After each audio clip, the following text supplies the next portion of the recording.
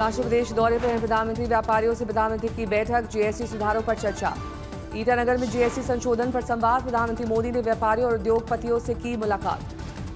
प्रधानमंत्री मोदी ने 5100 करोड़ रुपए की विकास परियोजनाओं का उद्घाटन किया। अरुणाचल प्रदेश में जताई गर्व की भावना। प्रधानमंत्री ने अरुणाचल प्रदेश की भूमि को उगते सूर्य की धरती करार दिया। अरुणाचल प्रदेश को शौर्य और शांति की मिसाल दी। प्रधानमंत्री मोदी ने अरुणाचल प्रदेश में शांति और संस्कृति के संगम की सराहना। कहा, हमारी प्रेरणा किसी राज्य में वोटों और सीटों की संख्या नहीं बल्कि राष्ट्र को प्राथमिकता देना है। बिहार विधानसभा चुनाव की तारीख का ऐलान जल्द संभव। दशहरा और दिवाली के बीच तय होगा चुनाव कार्यक्रम। छठ पूजा के बाद मतदान। बिहार चुनाव की तैयारी के लिए चुनाव आयोग का दौरा। 22 नवंबर से पहले नई विधानसभा का गठन सुनिश्चित। विधानसभा चुनाव से पहले नीतीश कुमार का बड़ा ऐलान। 33 जिलों में 769 करोड़ रुपए की 1300 योजनाओं का शिलान्यास। नीतीश कुमार का उद्घाटन कार्यक्रम। बिहार पशु विज्ञान विश्वविद्यालय और 27 प्रशिक्षण केंद्रों का होगा उद्घाटन। बिहार में विकास का सिलसिला जारी। सीएम नीतीश कुमार ने 143 करोड़ के भवनों और 1 करोड़ के मत्स्य बाजार का किया उद्घाटन। नवरात्र के शुभारंभ के साथ देश भर में लागू हुई जीएसटी की नई दरें। दूध मक्खन से लेकर गाड़ियों तक के दाम आज से हुए कम। आज से खत्म हो गया 12% और 28% का स्लैब। आज से सिर्फ 5% और 18% का स्लैब लागू। लग्जरी उत्पादों पर 40% का नया जीएसटी स्लैब। जीवन रक्षक 33 दवाइयों पर कोई जीएसटी नहीं। राष्ट्र के नाम संबोधन में जीएसटी की नई दरों पर बोले प्रधानमंत्री। त्योहारों के मौसम में मीठा होगा सबका मुंह। टैक्स सुधारों को बताया बचत का उत्सव। प्रधानमंत्री नागरिक देवो भव बोले, जरूरत के सामान टैक्स फ्री या सिर्फ 5% जीएसटी के दायरे में। 99% चीजें 5% जीएसटी के दायरे में। आज से दिल्ली के सभी प्रमुख बाजारों में जागरूकता चलाएगी सीटीआई। पोस्टर लगाकर लोगों को जीएसटी कटौती का फायदा बताएगा संगठन। पीएम मोदी के राष्ट्र संबोधन को बीजेपी सांसद प्रवीण खंडेलवाल ने देश को आत्मनिर्भर बनाने वाला रोड मैप बताया। यूपी के उप मुख्यमंत्री केशव प्रसाद मौर्य ने पीएम के जीएसटी बचत उत्सव की तारीफ की। कहा, यह भारत की अर्थव्यवस्था और देश के स्वावलंबन के लिए ऐतिहासिक फैसला है। पीएम मोदी के जीएसटी बचत उत्सव पर कांग्रेस अध्यक्ष खड़गे का कसा तंज। कहा, 900 चूहे खाकर बिल्ली हज को चली। कांग्रेस नेता जयराम रमेश ने पीएम मोदी के संबोधन पर बोला हमला। कहा, पीएम ने राष्ट्र को संबोधित करते हुए पूरा श्रेय खुद को देने की कोशिश की है।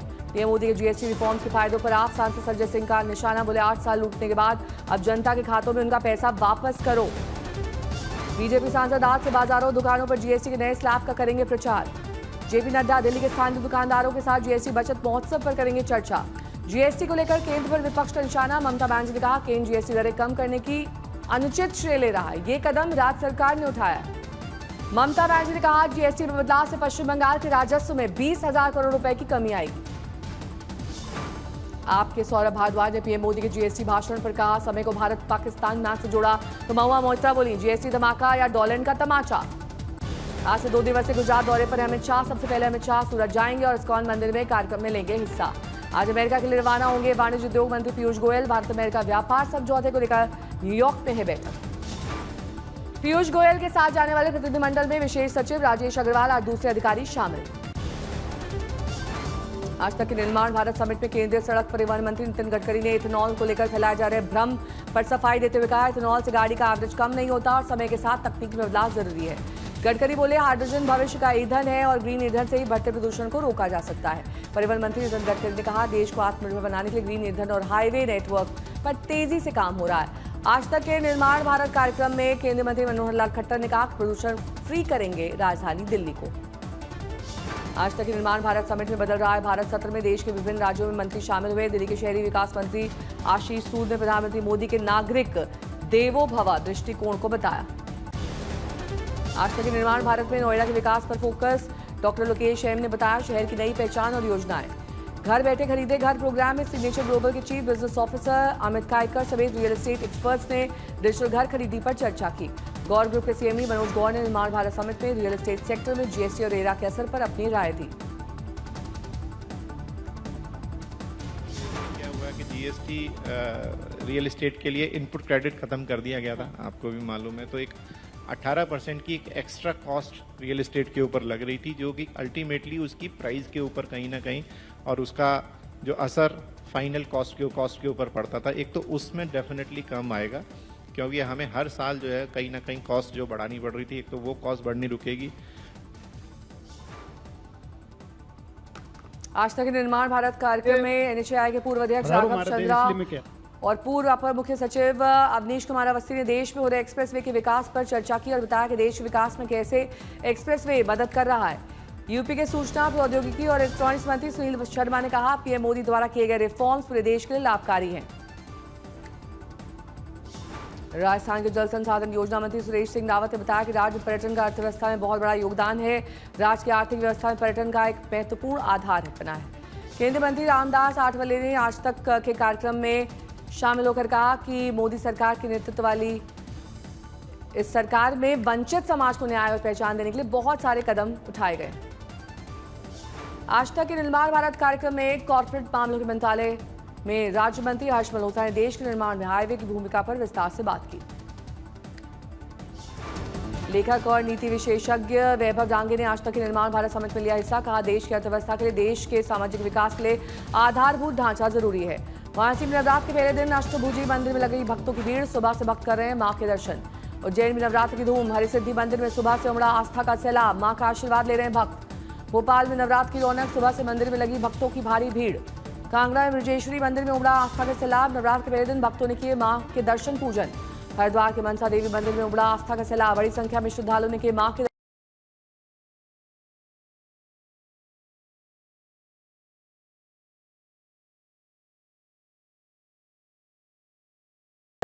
नाव के जरिए नदी की पार। सूरत में भारी बारिश के बाद सड़कें जलमग्न। रेलवे अंडरपास में घुटनों तक भरा पानी। जलभराव के बीच लोगों के वाहन हुए बंद। चंडीगढ़ के कला भवन में पंजाब के बाढ़ पीड़ितों की मदद के लिए स्पेशल आर्ट एग्जीबिशन का आयोजन। झारखंड के गिरिडीह जिले में नाले में बह गए बच्चे का शव। मां बारिश से बचने की कर रही थी कोशिश।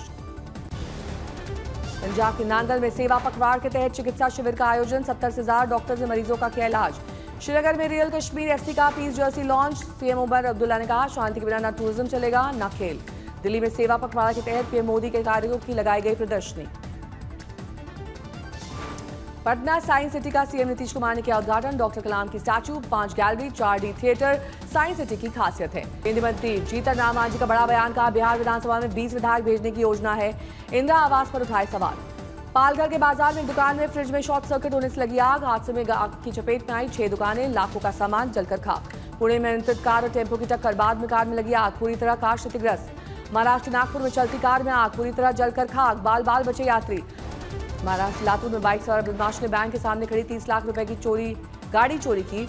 गाड़ी का कांच फोड़कर पैसों से भरा बैग लेकर फरार। कानपुर देहात में भू माफियाओं की गांव खाली कराने की धमकी से ग्रामीण परेशान। एसडीएम ने दिए जांच के आदेश।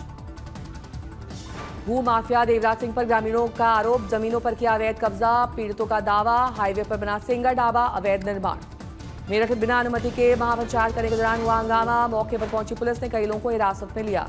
मेरठ में टेस्ट ड्राइव के बहाने बाइक लेकर फरार हुआ युवक। सीसीटीवी फुटेज आया सामने। यूपी के बाराबंकी में महिला शिक्षिका के साथ गैंगरेप और हत्या के मामले में पुलिस ने 24 घंटे के भीतर किया खुलासा। 2 आरोपी गिरफ्तार। सूरत के महावीर कैंसर हॉस्पिटल में अचानक लगी भीषण आग। मौके पर पहुंचकर दमकल विभाग ने पाया आग पर काबू। 12 कर्मचारियों का रेस्क्यू किया, कोई हताहत नहीं। बहराइच में तालाब में नहाने गई 3 बहनों की डूबने से मौत। एसडीएम ने सरकारी आर्थिक सहायता की घोषणा की। चंबा पठानकोट नेशनल हाईवे 3 पर तेज रफ्तार कार अनियंत्रित होकर रावी नदी में जा गिरी। एक इंटर्न डॉक्टर की मौत। पंजाब के कपूरथला में अंतर्राष्ट्रीय साइबर ठगी का रैकेट का भंडाफोड़। 38 ठग गिरफ्तार। 40 लैपटॉप, 70 मोबाइल फोन और 10 लाख रुपए नकदी बरामद।